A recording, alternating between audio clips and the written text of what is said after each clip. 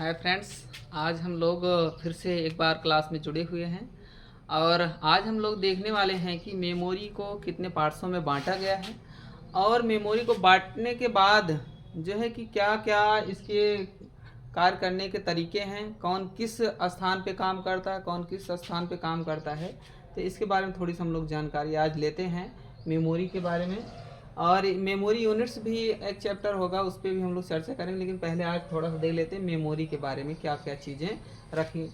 Memory जैसा कि आप लोग जानते हो एक प्रकार का ये क्या होता है, भंडारण होता है, जिसमें हम लोग क्या करते हैं अपने डेटा को, जो भी हमारा डेटा होता है उस पूरे के पूरे डेटा को हम लोग क्या करते हैं कि उसको सेव करके रखते हैं, स्टोर करके रखते हैं। तो जैसे मेमोरी जो होता है इसका क्या मतलब होता है, मेमोरी का मतलब होता है पूर्ण रूप से जो है कि आप स्टोर करना, आप जो स्टोर करते हैं वो कहाँ पे जाता है, कैसे होता है, ये आप स्टोर करके उसको रख सकते हैं और जान सकते हैं कि हम कौन सा डेटा कहाँ पर रखे हैं। इसको पूर्ण रूप से हम एक तरह से स्मृति के रूप में भी जानते हैं, ऐसा आप लोग इसको अपने दिमाग में बैठा सकते हैं। उसके बाद मेमोरी जो होती है इसको हमने यहाँ पे आपको दिखाई दे रहा होगा कि जो मेमोरी होता है इसको दो पार्ट्स में जो है बांटा जाता है, क्लासिफाई किया जाता है। एक आपका होता है प्राइमरी मेमोरी होता है और आपका एक होता है सेकेंडरी मेमोरी होता है। क्या होता है कि इसका जो मेमोरी का जो भाग होता है दो भागों में बांटा जाता है। पहला जो होता है प्राइमरी, यानी आप समझ लीजिए इसे हम लोग प्राथमिक प्राथमिक मेमोरी के रूप में जानते हैं, प्राथमिक मेमोरी के रूप में जानते हैं। और जो है सेकेंडरी मेमोरी को हम लोग क्या करते हैं, द्वितीयक जो है कि द्वितीयक मेमोरी के रूप में जानते हैं। अब इसका मतलब क्या होता है कि ये क्यों द्वितीयक है और जो है और प्राथमिक होता है। जो कंप्यूटर के इंटरनल स्टोर होते हैं, जो कंप्यूटर हमारा जो रन करता है, प्रोसेस करता है, उस पर जो भी क्रियाएं होती हैं वो हमारी क्या होती हैं, आपके प्राइमरी पे होती हैं। प्राइमरी को हम लोगों ने क्या किया है कि हमारे दिमाग में ये चीज़ बनी होती है कि हम प्राइमरी को सिर्फ प्राथमिक तौर पे यूज कर सकते हैं और हमारा जो है कि कंप्यूटर में कितना जो है स्टोरेज है वो सारी चीज़ें हमें इससे पता चल जाती हैं। तो इस जो है प्राइमरी मेमोरी को हम लोग दो पार्ट्स में बांटते हैं। एक आपका है रैम, एक है आपका रोम। रैम का मतलब होता है रैंडम एक्सेस मेमोरी और रोम का मतलब होता है रीड ओनली मेमोरी। तो आपको क्या करना है कि यहाँ पे जो है रैम क्या काम करता है इस पे चर्चा करनी है। रैम जो होता है पूर्ण रूप से आपका अस्थाई होता है। क्या होता है, अस्थाई मेमोरी होता है, अस्थाई होता है। और आपका जो रोम होता है वो स्थाई होता है, जिसे हम लोग क्या कहते हैं वोलाटाइल और नॉन वोलाटाइल के नाम से भी जानते हैं इंग्लिश में। तो क्या होता है स्थाई क्यों है और अस्थाई क्यों है, इसके बारे में थोड़ी सी आपको बात करनी होगी, हमें जानना होगा कि हम लोग जो है कि अस्थाई और अस्थाई में क्या अंतर है। देखो जो रैम होता है ये रैंडमली वर्क करता है। जब हमारा कंप्यूटर काम कर रहा होता है उस समय जो भी प्रोग्राम हम रन कर रहे हैं उस पर जो तुरंत काम हो रहा है उस काम पे जो है जो मेमोरी हमारी जो एक्सेस हो रहा है उस पर कौन सी मेमोरी काम करती है, रैम हमारा जो है काम करता है, जो कि हमारा क्या है प्राथमिक और जिसे हम लोग प्राइमरी मेमोरी के नाम से भी जानते हैं। तो आपको ये ध्यान देना है कि जो डेटा हम लोग जो भी प्रोसेस कर रहे हैं उस समय जो मेमोरी रन होती है वो रैम होती है। और अस्थाई क्यों है, क्योंकि यह मेमोरी जो होती है रन करने के बाद जैसे ही हमारे कंप्यूटर का जो है स्विच ऑफ होता है या हम कंप्यूटर को बंद कर देते हैं तो यह मेमोरी अपने आप क्या होती है स्वतः से ही डिलीट हो जाती है, हमारे कंप्यूटर से हट जाती है। दूसरी चीज़ यह है कि रोम जो होता है ये हमारे कंप्यूटर में जब हम एक्सेस करने के बाद जो डेटा बना लेते हैं, जो भी स्टोरेज हम कुछ दिन के लिए रखना चाहते हैं, जब हमारी आवश्यकता पड़े तब हम इसको यूज करें, तो वो यूज करने वाला जो डेटा होता है हमारे रोम में चला जाता है, जो क्या होता है स्थायी होता है। जब हमारी इच्छा हो तब हम उसको क्या कर सकते हैं, जो है कि यूज कर सकते हैं और उस पर काम कर सकते हैं। तो ये अस्थायी होता है, जब तक आप इसको हटाएंगे नहीं तब तक ये बना रहेगा। लेकिन रैम जो होता है जब आप इसको हटाएंगे तो इसको हटाने की आवश्यकता नहीं है, जब आप कंप्यूटर बंद करेंगे तो आपका जो रैम का जितना भी डेटा है वो आपका वो क्या होता है मिट जाता है। क्योंकि आपके कंप्यूटर की स्पीड होती है रैम के आधार से ही तेज़ और धीमी होती रहती है। आपका रैम कितना अच्छा है तो उस पर ही हम लोग जानते हैं कि रैम के आधार पर हमारा कंप्यूटर या हमारी कोई भी डिवाइस जो इस तरह की होती है वो चलती है, जिसमें रैम लगा होता है। उसके बाद इसमें रैम के भी भाग होते हैं, आप रोम के भी भाग होते हैं, वो आगे हम लोग चर्चा करेंगे। लेकिन पहले देख लेते हैं सेकेंडरी मेमोरी क्या होता है। सेकेंडरी मेमोरी वह मेमोरी होती है जिन मेमोरी को हम लोग क्या करते हैं कि पूर्ण रूप से द्वितीयक रूप से यूज करते हैं, मतलब बाहर से लाके जिनका हम उपयोग करते हैं वो हमारे क्या होते हैं, आपके सेकेंडरी मेमोरी के अंतर्गत आते हैं। ऐसा ही समझ लीजिए, जो इंटरनल पार्ट्स के आधार पे, इंटरनल प्रोसेस के आधार पे जो मेमोरी लगाई उससे प्राइमरी होती है, और जो मेमोरी हम लोग बाहर से लाके यूज करते हैं, स्टोरेज डिवाइसेस होती हैं, उनको हम लोग क्या कहते हैं, आपको द्वितीयक मेमोरी के रूप में जानते हैं। तो ये क्या होता है, इसके अंतर्गत आपका सीडी रोम आ सकता है। सीडी रोम, इसको आप लोग रोम लिखेंगे तो ज़्यादा रहे। सीडी रोम क्या होता है, कम्पैक्ट डिस्क होता है, इसका पूरा नाम क्या होता है, कम्पैक्ट डिस्क होता है। इसमें हम लोग अपने डेटा को क्या करते हैं, स्टोर करके रख सकते हैं। ये बाहर से लाकर हम लोग इसमें डेटा को कॉपी करते हैं और क्या होता है, अपने कंप्यूटर में रख सकते हैं। उसी के बाद ये सीडी का जो स्टोरेज हुआ करता, सीडी रोम का, उसका जो स्टोरेज होता था कम होता था, थोड़ा सा कम होता था। लेकिन इसी को क्या किया गया कि अपडेट किया गया, तो इसके अपडेशन के कारण जो है डीवीडी आई, डिजिटल वर्सेटाइल डिस्क होता है, डिजिटल वीडियो डिस्क होता है, दोनों नाम होते हैं। आपको जहाँ पे जैसी आवश्यकता पड़े उस तरह से यूज करिएगा। डिजिटल वर्सेटाइल डिस्क और जो है डिजिटल वीडियो डिस्क के नाम से इसका पूरा नाम जाना जाता है। इसमें स्टोरेज जो होता है अधिक होता है, यही इसका मुख्य कारण है कि ये ज़्यादा से ज़्यादा लोगों के बीच में जो है फैली थी, ज़्यादा लोग इसको यूज भी करते हैं।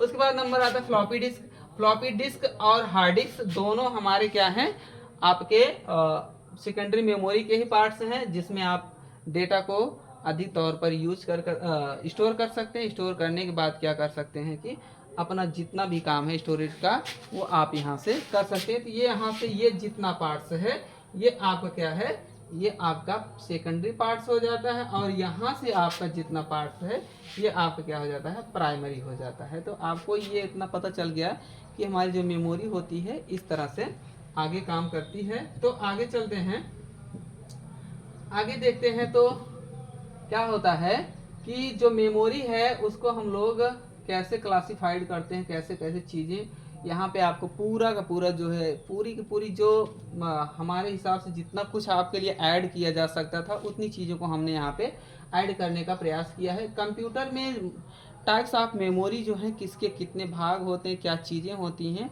वो सब कुछ हम आपके लिए यहाँ पर प्रस्तुत करने के लिए तैयार हैं। आपकी जो ये स्लाइड निकली है उसमें आप पूरा देख सकते हैं कि प्राइमरी मेमोरी, सेकेंडरी मेमोरी और कैश मेमोरी के माध्यम से भी आपको यहाँ पे सारी चीज़ें दिखाई दे रही। सबसे पहले बात करते हैं प्राइमरी मेमोरी की।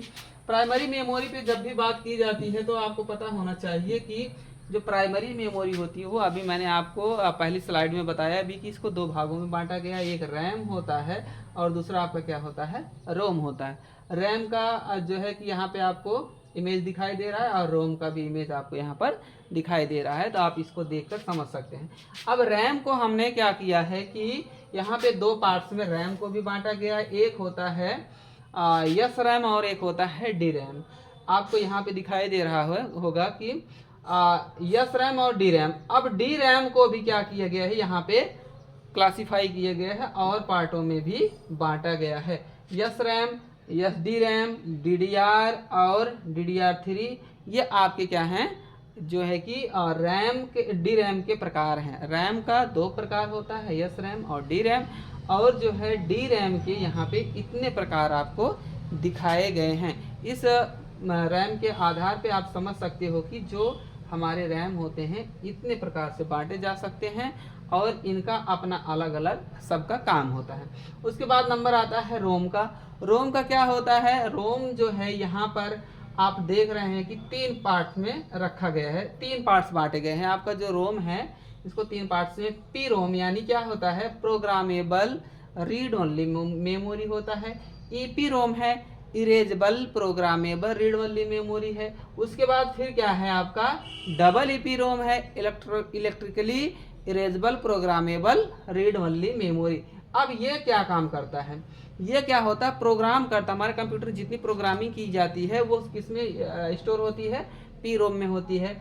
और ये जो होता है डिलीट नहीं किया जा सकता। पी रोम क्या होता है, डिलीट नहीं किया जा सकता। लेकिन जो ईपी रोम होता है ये इरेज भी किया जा सकता है और इस पर प्रोग्राम भी पूर्ण रूप से किया जा सकता है।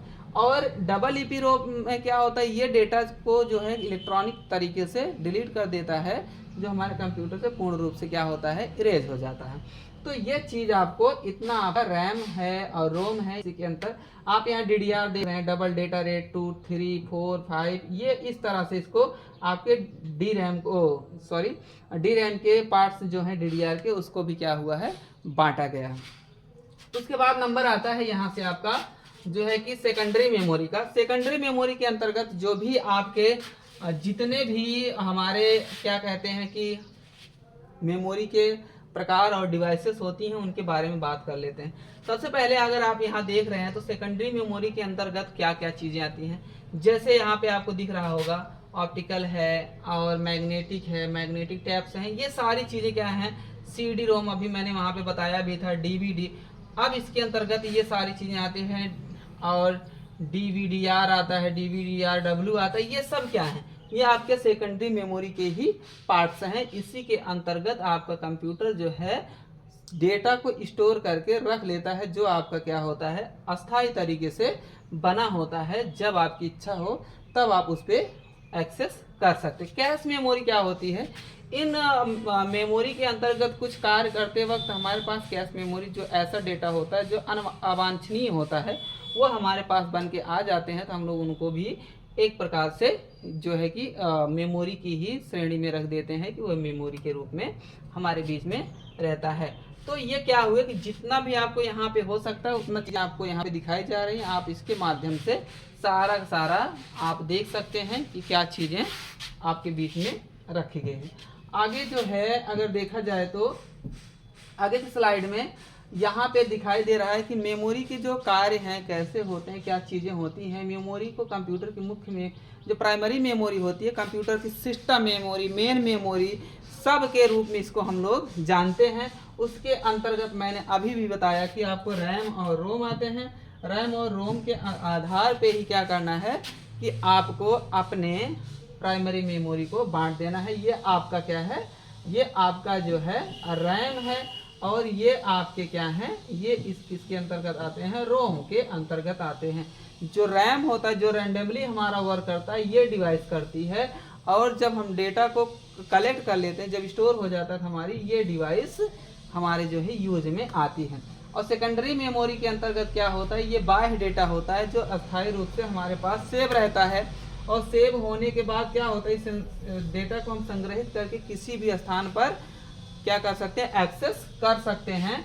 और इसके अंतर्गत SD कार्ड आता है, आपका जो है DVD आता है, आपका जो है CD आता है, पेन ड्राइव आता है, हार्ड डिस्क आता है। ये सारी चीज़ें क्या हैं, आपके सेकेंडरी मेमोरी के अंतर्गत आते हैं, और ये क्या होते हैं कि हमारे कंप्यूटर में स्टोरेज डिवाइस का काम संपूर्ण तरीके से बनाए रखते हैं कि कहाँ पे किस तरह का हमें स्टोरेज चाहिए। तो इस तरह से हम लोगों ने देखा कि प्राइमरी और सेकेंडरी मेमोरी के कितने भाग होते हैं, कैसे कैसे होते हैं। अब जो अगली स्लाइड खुलती है, अब रैम क्या होता है इसके बारे में थोड़ी सी जानकारी लेते हैं। रैम क्या होता है, रैंडम एक्सेस मेमोरी जो होता है, जो मेमोरी को हार्डवेयर को एलिमेंट करता है, एक दूसरे से जोड़ता है, काम करने के लिए रेंडमली वर्क करता है। इसको जो है यहाँ पे इन्होंने कह दिया कि एक तो हमारा क्या है, स्टैटिक रैंडम एक्सेस मेमोरी है जो है, कि दूसरा जो है डायनेमिक रैंडम एक्सेस मेमोरी होता है। ये आपका है यस रैम। यस रैम क्या होता है, स्टैटिक रैंडम एक्सेस मेमोरी। और जो है यहाँ पर आपका होता है डी रैम। डी रैम क्या होता है, ये आपका डायनेमिक रैंडम एक्सेस मेमोरी होता है। यहाँ पे आपको भली भांति दिखाई दे रहा होगा कि जो ये अपना काम करते हैं, जिस प्रकार के डिवाइस से आपको यहाँ पर दिखाई देता है।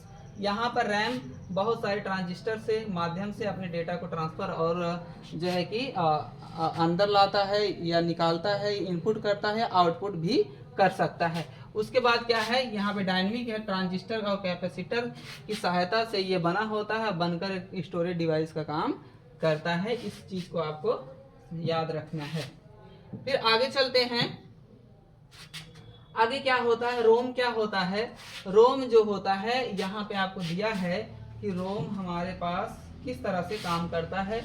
तो रीड ओनली मेमोरी जो होता है ये हमारा रोम होता है, यह पूर्ण रूप से क्या होता है, एक अस्थाई मेमोरी होता है। क्या होता है, स्थायी मेमोरी होता है, जिसको आप लोग कभी भी कहीं भी किसी स्थान पर आप क्या कर सकते हैं कि यूज कर सकते हैं। ये हमारा स्थायी मेमोरी होता है और इसको भी कई भागों में बांटा गया है। जैसे आपका है पी रोम होता है, पी रोम होता है। चलिए क्या होता है कि ये आपका पी रोम यानी प्रोग्रामेबल रीड वाले मेमोरी होता है, जिसमें हमारे कंप्यूटर के डेटा को क्या किया जाता है, मेमोरी चिप बनने के लिए लिखित डेटा को रखा जाता है और रखकर यूज किया जाता है। उसके बाद यहाँ पर हमारा आता है ईपी रोम यानी erasable programmable read only memory. ये क्या करता है, अल्ट्रावायलेट और रेंज के माध्यम से ही अपने डेटा को डिलीट करता है। और उसके बाद है electrically erasable programmable double E P ROM, double E P ROM. ये क्या करता है, हमारे कंप्यूटर में किसी भी डेटा को स्टोर करने के बाद जब इसको मिटा दिया जाता है फिर से इसको क्या किया जाता है, लाया नहीं जा सकता। इस तरह से यहाँ पे आपको दिखाई भी दे रहा है कि जो भी ये डबल ईपी रोम है, ये पी रोम ईपी रोम है, ये जो है कि आपका पी रोम है। ये आपको यहाँ से पता होना चाहिए। तो जो है कि आज हम लोगों ने देखा कि किस तरह से पूरा का पूरा जो है मेमोरी सर्किट होती, जितनी भी मेमोरी के प्रकार होते हैं, क्या किसका कार्य है, उन सारी चीज़ों को हमने देखा। तो आज के लिए इतना ही और हम लोग अगली क्लास में भी मिलेंगे। तो आज के लिए इतना ही, धन्यवाद।